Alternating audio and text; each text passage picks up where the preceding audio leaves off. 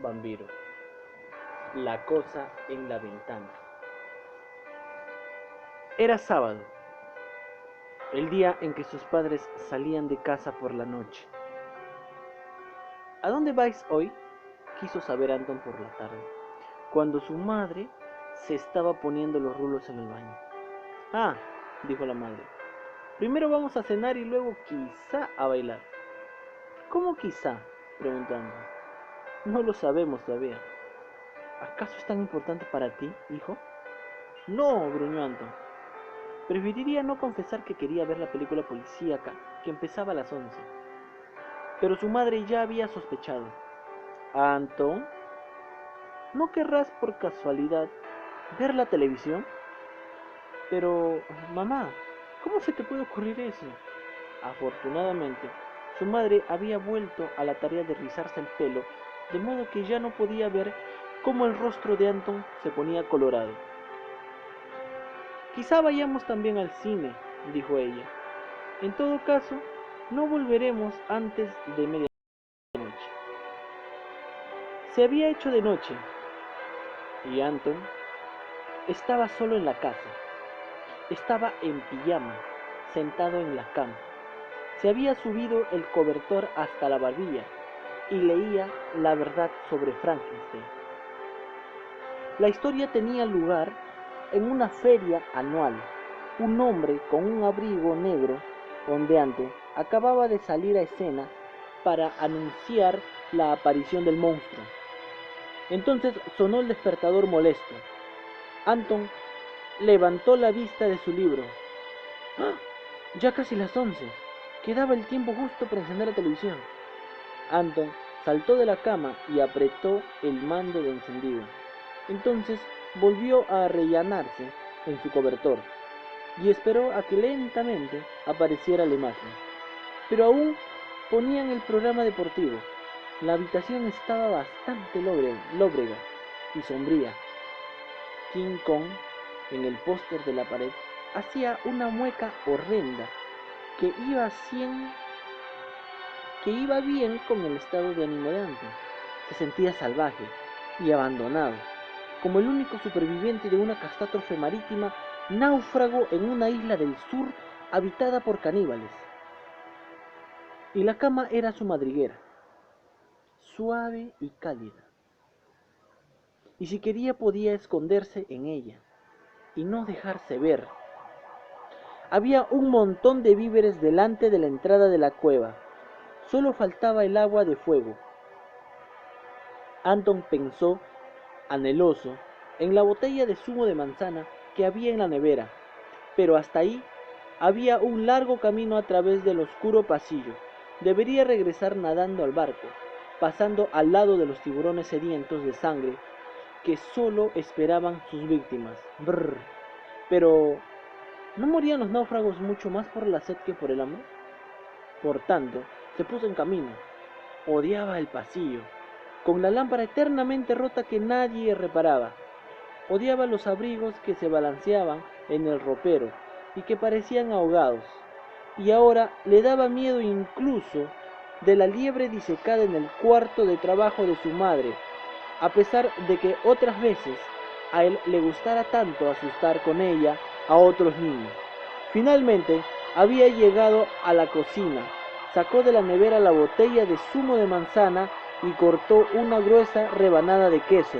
Haciendo esto escuchaba para ver si había comenzado la película policíaca. Oyó una voz de una mujer, probablemente la locutora que anunciaba el comienzo de la película. Anton se sujetó de la botella bajo el brazo y echó a correr. Pero no llegó lejos, pues ya en el pasillo advirtió de repente que había algo que no iba bien. Permaneció parado y escuchó atentamente, y de repente supo lo que era. Ya no oía la voz de la televisión. Eso solo podía significar una sola cosa. Alguien debía haberse colado en su habitación y había apagado la televisión. Anton notó cómo el corazón le daba un salto, y después le latía como loco. Y desde el estómago se subía hacia arriba un extraño hormigueo que se quedaba en la garganta. Ante él surgieron imágenes horrorosas, imágenes de hombres con medias en la cabeza, con cuchillos y pistolas, que se introducían de noche en casas abandonadas para saquearlas y que tiraban al suelo lo que se interponía en su camino. La ventana de la habitación estaba abierta, recordó Anton. El ladrón podía pues haber trepado desde el balcón de los vecinos. De repente se oyó un ruido. La botella de zumo de manzana se le había caído de la mano y rodó por el pasillo justo hasta la puerta de la habitación. Anton contuvo la respiración y esperó. Pero no pasó nada.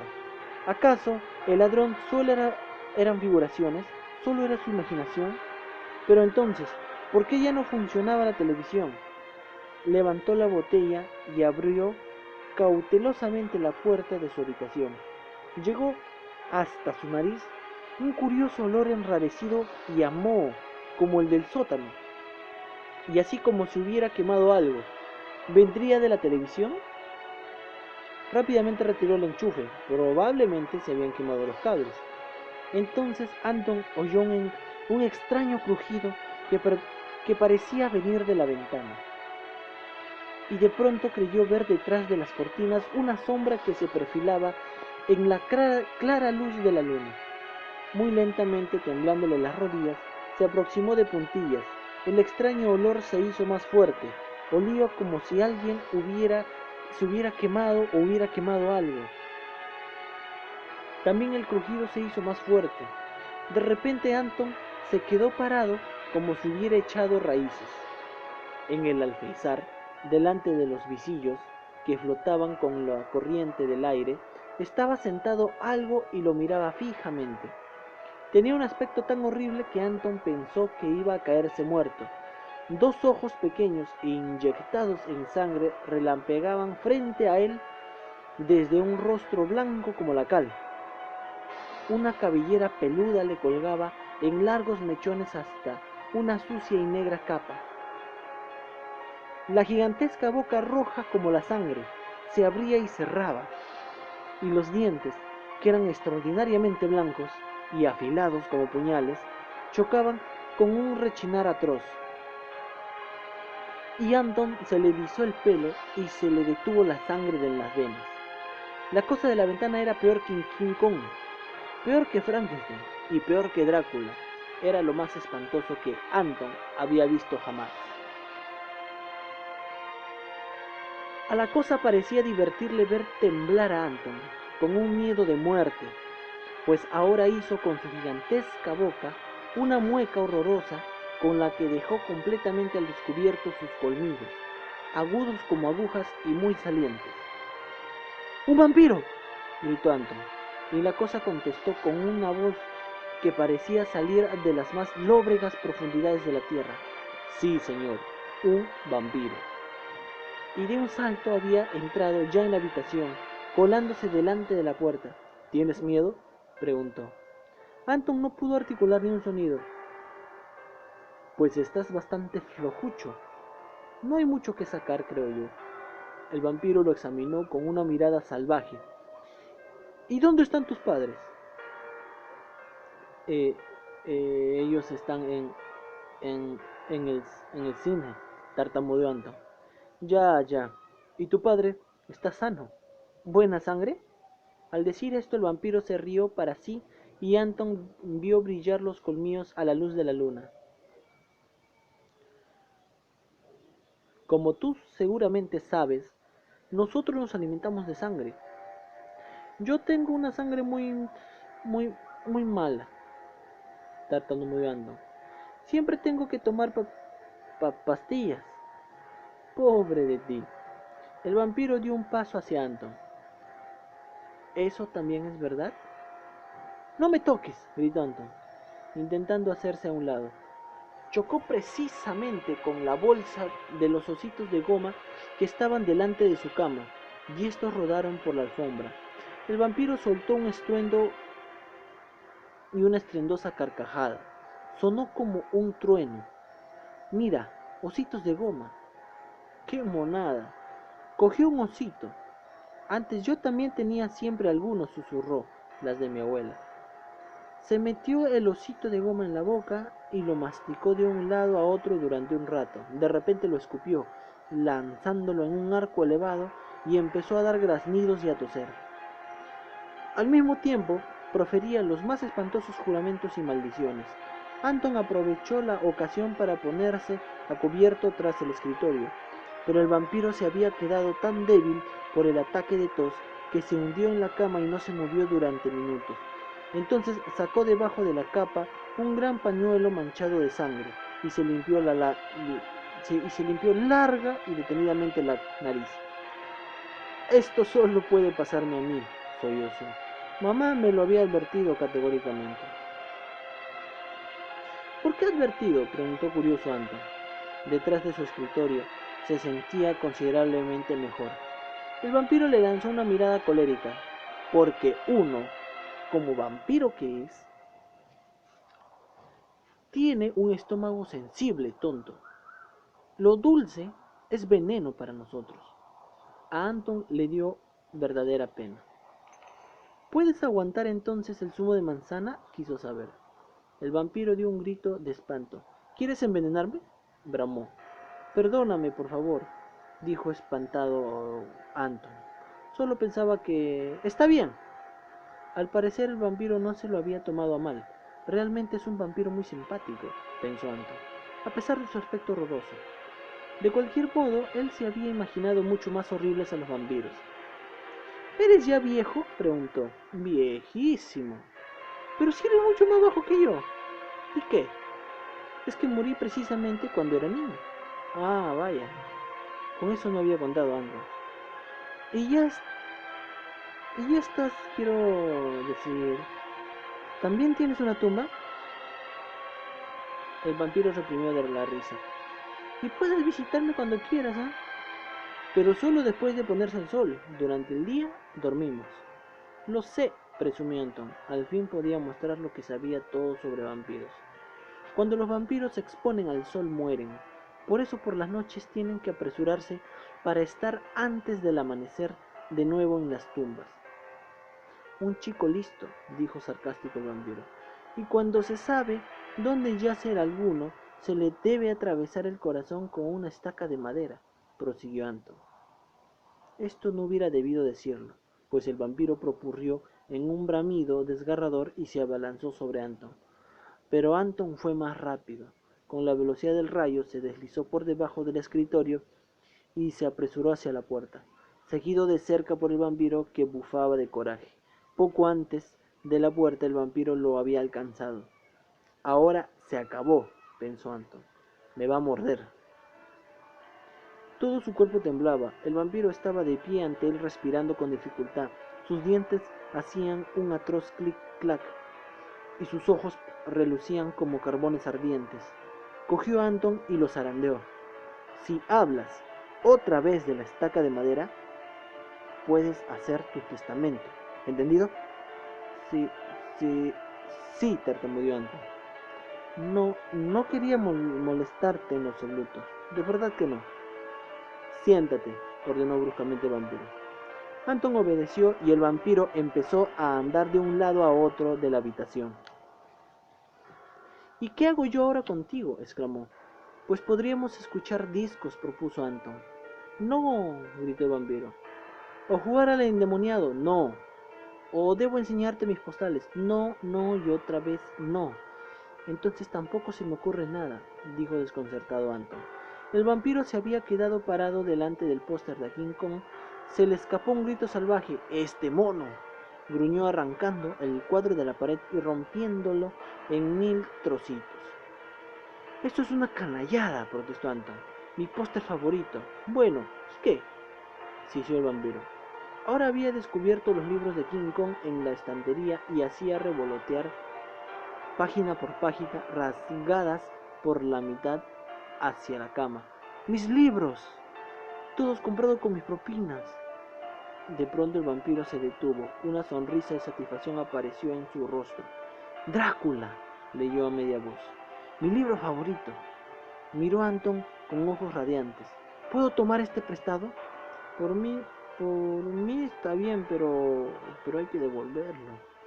Claro que sí. Satisfecho se metió el libro bajo la capa. Por cierto, ¿cómo te llamas?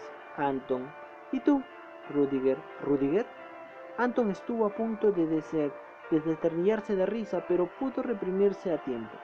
En definitiva, no quería volver a encolarizar al vampiro. Pues es un nombre bonito, dijo. ¿Tú crees? Preguntó el vampiro. ¿De verdad? ¿Y tan apropiado? El vampiro parecía muy halagado. Pues Anton también es un nombre bonito. No lo creo en absoluto, dijo. En el colegio siempre se ríen al oírlo, pero mi padre se llama Anton, ¿sabes? Ah, vaya. Y mi abuelo también se llama Anton, como si eso importara. Realmente hasta ahora también yo había encontrado siempre a Rudiger bastante estúpido, dijo el vampiro. Pero uno se acostumbra. Sí, se acostumbra uno, suspiró Anton. Dime, ¿estás a menudo así, solo en casa? Preguntó el vampiro. Todos los sábados. ¿Y no tienes ningún miedo? Sí, yo también, sobre todo en la oscuridad, declaró el vampiro. Mi padre dice siempre, Rudiger, tú no eres un vampiro, tú eres una gallina. Se miraron y se rieron. ¿Tu padre también es vampiro? Preguntando. Claro que sí, dijo el vampiro. ¿Qué pensabas? ¿Y tu madre también? Naturalmente. Y mi hermana y mi hermano. Y mi abuela y mi abuelo. Y mi tía. Todos. Cielos, exclamó Anton. Toda tu familia. Toda mi familia, dijo el vampiro lleno de orgullo. Mi familia es completamente normal, dijo tristemente Anton. Mi padre trabaja en una oficina. Mi madre es profesora. Hermanos no tengo. ¿Puedes imaginarte lo aburrida que es nuestra casa? El vampiro lo miró compasivo y explicó. En nuestra casa siempre pasa algo. ¿Qué? Cuéntame. Al fin oiría una auténtica historia de vampiros. Pues bien, dijo el vampiro, fue el invierno pasado. ¿Te acuerdas aún de lo frío que fue, no? Bien, nos despertamos, el maldito sol acababa de ponerse. Yo tengo un hambre horrible y quiero levantar la tapa del ataúd, pero no se puede. Golpeo contra ella con los puños y empujo con los pies, y nada. Y oigo como mis parientes se esfuerzan exactamente igual en las tumbas de alrededor. E imagínate, durante 2 noches no conseguimos abrir los ataúdes. Después empezó por fin a deshelar y pudimos hacer saltar las tapas con los mayores esfuerzos del mundo. Casi nos morimos de hambre. Pero esto no es absolutamente nada en comparación con el asunto del guardián del cementerio. ¿Quieres oírlo también? Claro. Bien. Ocurrió en un... Empezó el vampiro, pero se interrumpió de pronto. ¿No oyes nada? Susurró. Sí, dijo Anton. Un automóvil se aproximó y paró. Sonaron las puertas del coche. ¡Mis padres!, exclamó asustado el Anton. De un salto el vampiro estaba en el alféizar. ¿Y mi libro?, preguntó Anton. ¿Cuándo? Pero el vampiro ya había extendido su capa y flotaba en el aire, una oscura sombra ante el claro halo de la luna. Rápidamente Anton corrió los visillos y se deslizó bajo el cobertor.